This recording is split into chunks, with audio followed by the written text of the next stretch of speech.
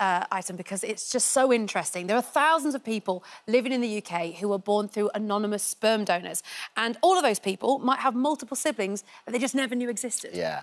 Liam Renouf grew up with his single mum, Julie, but recently learned he had 4 half-siblings, all born to the same donor, including Beth, who joins us today. Yes, and now ITV is exploring more of these siblings' journeys in a new documentary series, Born from the Same Stranger. We're at 21 half-siblings now. How many more of us could there be? It's quite a strange feeling, knowing part of you was frozen for 4 years. The biggest experiment in the history of fertility treatment. Welcome to the magic room. Led to thousands of families created from total strangers. This is where you began? Yeah, in a lab. Parents could shop for the perfect donor. I'll never know my dad. Mum got him from a catalogue. Brown hair. 6'2". Lightly built. I just asked for somebody with a sense of humour. Julie, her son Liam and his half-sister Beth join us now. Morning to all of you. Good morning. Hi, all. I mean, what a rollercoaster of a journey. Liam, I'll start with you because, I mean, you've always known how you were conceived, haven't you? Mm-hmm. Yeah, I've always known. I mean, growing up with a single mother, it's quite hard to hide it. So yeah, I've always known. Yeah, but I suppose it's one of those difficult conversations to have, isn't it? Well, not when you've always told them. Right. You know, I told him as a baby because there would never have been the right time to say. He would have always have said, why didn't you tell me earlier? So Liam, what changed? Was it a change in the law as to what you were able to access and how you were able to find out your donor and your siblings? So, no, nothing changed in the law for me. So it's changed for children that were born after 2005. Right. Okay. But yeah, I mean, I guess with the advent of kind of new commercial DNA testing, kind of makes everything a little bit easier. Yeah. But I mean, it's kind of a bit of an ethical minefield because, of course, you know, people did this amazing thing under the understanding that it was going to be anonymous, and now that anonymity is a bit more challenging with kind of commercial DNA testing. Yeah, interesting. Because you were born before that law got changed. Just what's your take on that? Like, how do you feel? Because it's so right. You're right. Someone does something out of the goodness of the heart, or financial gain, whatever. But the condition is of anonymity. So it feels kind of strange now that goalpost has changed somewhat. So I think that what's really a really important distinction is I think you have the right to know, but not the right to a relationship. Right. Yeah. And I think that it's really, really important that people are going to have that information. You know, things for like health reasons and things like that. It's really, really important that they're going to have that information. But yeah, you don't have the right to a relationship. And that can be challenging for, I think, some people. Yeah, I feel like until I saw the show, I took for granted that I know who I am and where I'm from. And I don't think I realised almost how important that was until I watched your story and thought, oh, you really are seeking to get some answers. And it started for you... I mean, you said that when you were a kid, you did sort of wonder maybe what your donor would have looked like. You wanted a few answers there. And then you got to the clinic and there was a bit more information that you didn't expect, wasn't there? Yeah. So when I got to the clinic, I found out some information about my donor, nothing that was particularly surprising. So I'd always known his profession. Yeah. That's something that my mum had told me.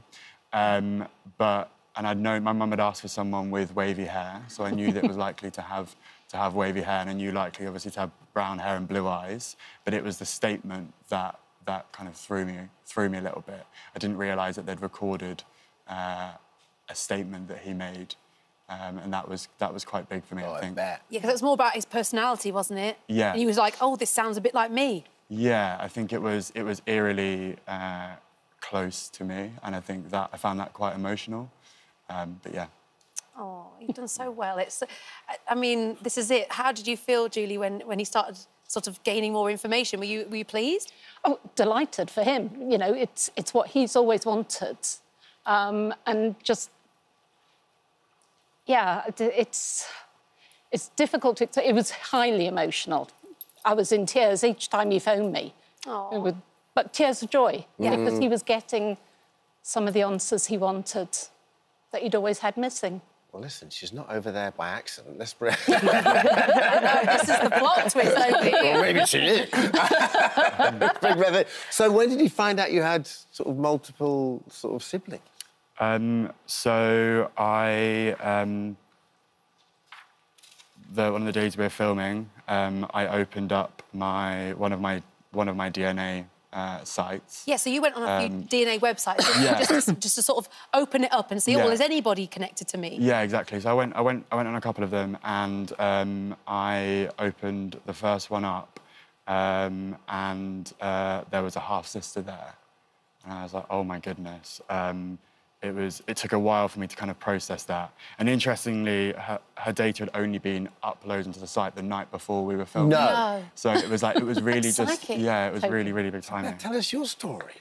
I kind of just got a message, really, and I was like, I'm your brother. And it kind of went from there.